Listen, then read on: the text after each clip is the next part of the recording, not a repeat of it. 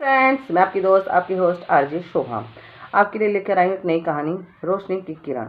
दोस्तों, कई बार हमारी ज़िंदगी में दुख के बादल छा जाते हैं और हमें कुछ भी नज़र नहीं आता। उस समय रोशनी की किरण ही काफ़ी होती है हमें उस दुख के बादल से बाहर निकालने के लिए। दोस्तों, ये कहानी है माधव नाम के एक गरीब लड़के की।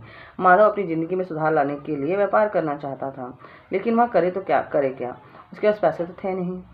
तो उसने सोचा क्यों ना पिताजी से सलाह ली जाए। कहा भी जाता है कि बड़ों की सलाह बहुत ही काम की होती है। तो वह अपने पिताजी के पास जाता है और उनसे कहता है कि पिताजी, मैं व्यापार करना चाहता हूँ, हो सके तो मुझे कुछ सलाह दीजिए।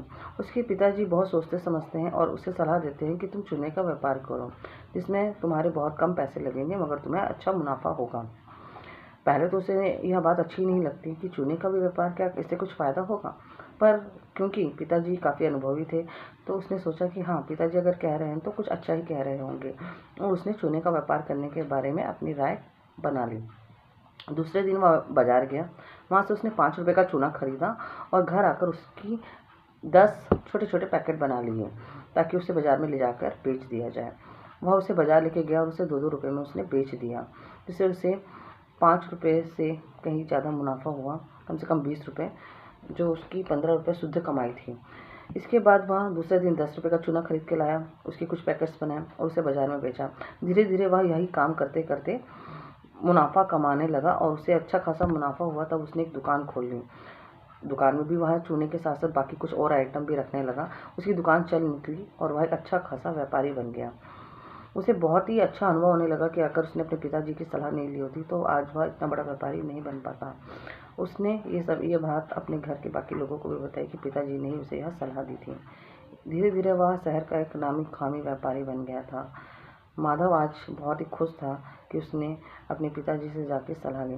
दोस्तों, हमें भी जब भी कभी ज़िंदगी में दुख आए, तकलीफ आए, तो बिना किसी झिझक के अपने बड़ों के पास जाकर उनसे सलाह ज़रूर लेनी चाहिए, ताकि वो हमें सलाह दें और हम उस सलाह को सुनकर अपने दुख भरी ज़िंदगी में कुछ परिवर्तन ला सकें।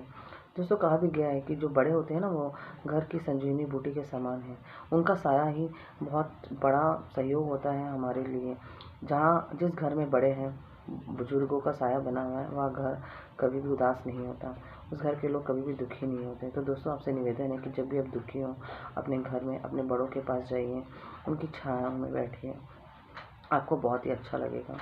दोस्तों, इसी उम्मीद और आशा के साथ मैं आपके दोस्त आपके होस्ट अगली कहानी में फिर आपके साथ मिलूँगी। आपसे उम्मीद है कि आप मेरी कहानी को लाइक करेंगे, शेयर करेंगे और ज़िंदगी में आगे बढ़ेंगे। Bye bye.